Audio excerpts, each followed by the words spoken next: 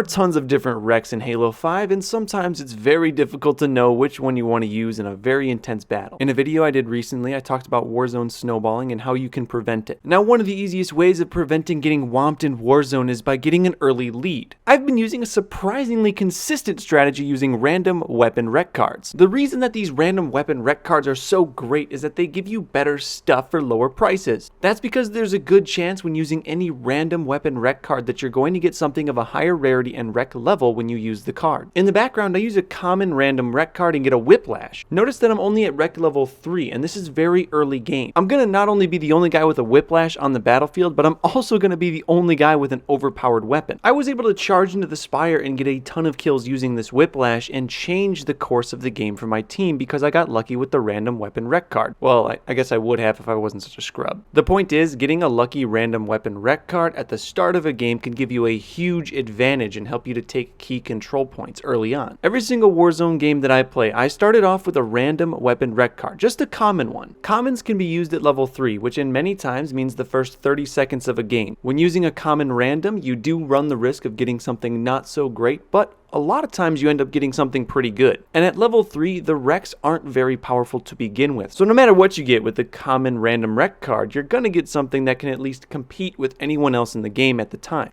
So we're hopping into a little escape from ARC just to kind of show you how this technique is used. At the start of a game, I try to kill whatever I can to try to get some points so that I can get to level 3 very quickly. This strategy works out very well if you can get to level 3 before you get to the first base. So if you look at the bottom of the screen, if the little line between 2 and 3 is halfway between 2 and 3, when you capture this first base, you're going to hit level 3. So just sit tight and you'll get it. And then what I do is I just come to the REQ station, go over to power weapons, get random weapon REQ card, and put it out. What did I get? I got a saw. That's pretty good. Saw is normally at level 4, so I am getting this a little bit early, getting a little bit extra power out on the battlefield for my team. Now, this obviously wasn't as good as, say, a Blaze of Glory or a Whiplash or a Pro Pipe, but it will still get me some kills early game. The important thing is once you end up dying, don't try to do this twice. It doesn't really work past about the 2-minute mark. Generally, the stuff that comes out of the commons just isn't good anymore. It's a very early game strategy that sometimes can pay off good for you. I imagine some of you are going to ask about the other random weapon REQ cards, like the uncommon and the rare one. They work the same as the common level random REQ card. Thing is, at REQ level 4 and 5, you have much more decision over what you can bring into the battlefield. I'm in a situation right now where the enemy's in the East Armory. It's going to be really good if I can wreck something like a Pro Pipe or a Blaze of Glory. Now, I could spin the uncommon random weapon and I might hit it big and get something really good, something even better than a Blaze of Glory or a Pro Pipe. But at this stage of the game, there's too much risk associated with that. Let's see what we get. Is it going to help us with a bunch of people in the East Armor? It's a Void's tier. And now we're triple capped. The point is, unless you're really trying to save your REQs, don't go for the random weapon REQ cards after level 3. Wow, we literally had 4 guys quit out of that game. Like,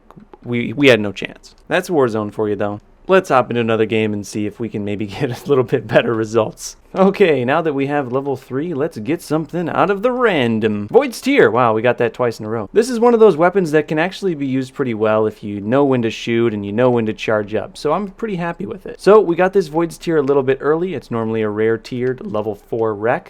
Oh, I just messed myself up. Okay. Thanks, teammate. But this is going to be very helpful in helping to control the fortress. I can basically sit here with the Void's tier and wait for people to come in and shoot them with that and kill them instantly. Be a double kill. Double kill? Maybe? Yeah. So we ended up getting killed, but this is a situation where I wouldn't want to use a random. I would just want to go with something strong like a Pro Pipe or a Whiplash to help contest the fortress. The unfortunate thing about solo queuing Warzone is even if you have some of the best stuff, a lot of times it doesn't mean you're going to win. But I think using some random weapon REQ cards can help the process just a little bit. One good use for these random level 5 REQ cards is that you can get legendary stuff, and it's one of the easiest ways to get a base back. So let's say you're at level 5 REQs, but you want to take down an armory. I want to take down the West Armory right now, and I have level 5 REQs, so I'm going to go over to the REQ station and try to get a random level REQ card. This will give me up to level 7 REQs, and sometimes you can pull out a legendary. Now in my case, I only got a beam rifle, but in the past I've gotten things like Spanker Primes and Tartarus's Gavel. Using the rare random weapon REQ card that's at level 5, you can sometimes get some pretty sweet stuff that will allow you to take an armory by yourself. In this situation, I just got a beam rifle, so I kind of, didn't really luck out too well. It is a little bit riskier of a move that, if done well, can pay off and give you a base. Just for a little giggle, let's try spinning it again and see if we can get something cool. Okay. no. Like I said, it is kind of a gamble. It's something that you can do sometimes, but doesn't always work. If you'd like to get a bunch of random weapon rec cards and stock up on them, one of the best ways is by opening up silver packs. As far as random weapon rec cards go, silver packs are a little bit less efficient than bronze packs. Technically, if you are only going for common random weapon rec cards, you should open up only bronze packs. But the stuff that you get out of silver packs is much better than the stuff that you get out of bronze packs. So if I run low on common random level rec cards, I will open up a bunch of silver packs to stock back up. In a perfect world, you're really only using one per game anyway. Stocking up won't take that many rec points, and the added benefits of using one of these at the start of a game is very good. That's pretty much all for the video, guys. I hope that you enjoyed it, and I hope that this helps you out there in Warzone. If you liked this video and want to learn more about Halo, one of the easiest ways is with Audible. Audible is a service from Amazon that offers a massive amount of audiobooks to its subscribers, and Audible is currently offering a 30-day audiobook service. You'll get access to 2 free audiobooks, and yes, all of the Halo novels are on audiobook and available right now. I personally like listening to these audiobooks while online playing some Halo, and of course, you can cancel anytime. If you're interested in learning all about the Fall of Reach or a resident expert on what the ladies like, go down to the link in the description and to sign up for your absolutely free 30-day trial of Audible. And if this offer didn't already sound like the most notable thing you've ever heard, the 2 books you get with the trial are yours to keep forever, even if you cancel. So click on that link down in the video description to get your 2 free audiobooks with Audible completely risk-free. If you have any questions, please comment down below. I love reading comments. It is my favorite part about YouTube. Thank you all for watching. Please stay notable, and I will see you in the next video. Thank you. Bye-bye.